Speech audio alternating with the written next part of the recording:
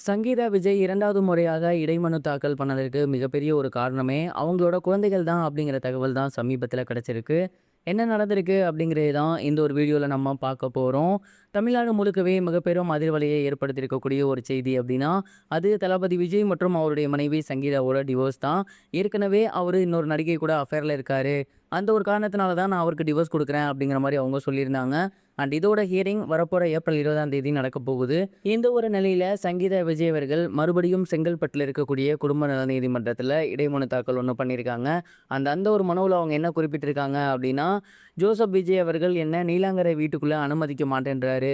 குறிப்பா இந்த ஒரு டிவோர்ஸ் விஷயம் நான் அனௌன்ஸ் பண்ணதுக்கப்புறம் அவர் என்ன வீட்டுக்குள்ளேயே சேர்க்கறதில்ல. அந்த வீட்ல எனக்கும் சம உரிமை இருக்கு.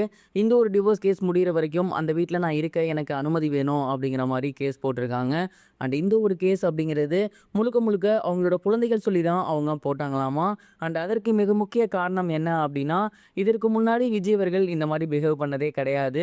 அவங்க என்ன சண்டை வந்தாலுமே அவங்களோட குழந்தைகள்கிட்டயும் மனைவிகிட்டையும் நல்லா மனசு விட்டு பேசுவாராமா. அண்ட் அந்த சண்டை சார்ட் அவுட் ஆனதுக்கப்புறம் நார்மலாக தான் அவங்க எப்போ ஒன்றா இருப்பாங்க. ஆனால் ஒன்ஸ் இந்த ஒரு நடிகை கூட அஃபேரில் வந்ததுக்கப்புறம் விஜய் அவர்களோட செயல்கள் அப்படிங்கிறது அவங்களுக்கு பிடிக்காம போயிருக்கு.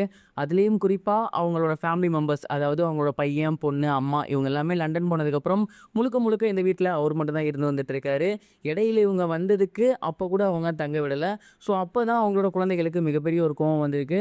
கண்டிப்பா நம்ம அப்பா மட்டும் இந்த ஒரு செயலை செய்யக்கூடிய ஆள் கிடையாது. அதுவும் நீங்க போய் வராதீங்க அப்படின்னு சொல்ல மாட்டாங்க. ஒருவேளை அந்த ஒரு நடிகையோட பேச்சு கேட்டு தான் அப்பா இப்படி பண்றாரா? அப்ப கண்டிப்பா நம்ம இதுக்கு ஒரு முற்றுப்புள்ளி வைக்கணும். அந்த வீட்ல நமக்கும் பங்கு இருக்கு. அந்த சொத்துல நமக்கும் உரிமை இருக்கு. ஸோ நம்ம ஒரு கேஸ போடுவோம். நீங்க தைரியமா கேஸ் போடுங்க. அந்த ஒரு வீட்டுக்குள்ள நம்ம உள்ள போறதுக்கு அனுமதி வேணும் அப்படிங்கிற மாரி கேஸ் போடுங்கன்னு சொல்லியிருக்காங்க. அண்ட் சஞ்சய் மற்றும் திவ்யா சாஷா இவங்க 2 பேரு சொன்னதுனால தான் சங்கீதா அவர்கள் இந்த ஒரு விஷயத்தையே மறுபடியும் பண்ணியிருந்திருக்காங்க. அண்ட் அதனால தான் இப்ப அந்த ஒரு கோர்ட்ல மறுபடியும் இடைமனு தாக்கல் பண்ணி, அந்த ஒரு வீட்டுக்குள்ள அனுமதி வேணும் அப்படிங்கிற மாரி கேட்டிருக்காங்க. மேலும் அவங்க சிட்டிசன்ஷிப் வாங்கி இப்ப லண்டன்ல இருக்கிறதுனால இங்க வீடும் இல்ல. இதையும் கண்டிப்பா அரசாங்கம் கருத்துல எடுத்துக்கும்.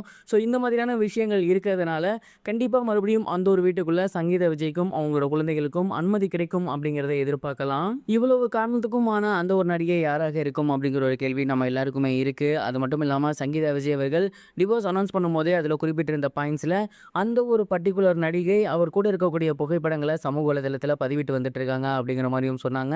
இடையில இத்தனை வருஷத்துல அந்த மாரி ஒரு விஷயம் நடந்துச்சு அப்படின்னா, அது த்ரிஷா அவர்கள் மட்டும் தான். ஒருவேளை த்ரிஷாவா தான் இருக்குமோ அப்படின்னு எல்லாருமே யூகிச்சுட்டு இருந்த நிலையில, விஜய் அவர்கள் ரீசென்ட்டா நடந்த கல்பாத்தி வீட்டு ஃபங்ஷன்ல த்ரிஷாவோட போயிருந்தது அப்படிங்கிறது எல்லோருக்கும் மிகப்பெரிய ஒரு அதிர்ச்சியம் ஏற்படுத்தியிருக்கு. ஸோ இதெல்லாம் வச்சு பார்க்கும்போது, இது எங்க போய் முடிய போகுதோ அப்படிங்கிற ஒரு கேள்வி தான் நமக்கும் எழுதிருக்கு. அஸ் அ விஜய் ஃபேன்ஸா நெறைய பேர் என்ன பண்றேன்னு தெரியாம முழிச்சுக்கிட்டு இருக்காங்க. இத பத்தி நீங்க என்ன நினைக்கிறீங்க? மறக்காம கமெண்ட் பாக்ஸ்ல ஷேர் பண்ணுங்க.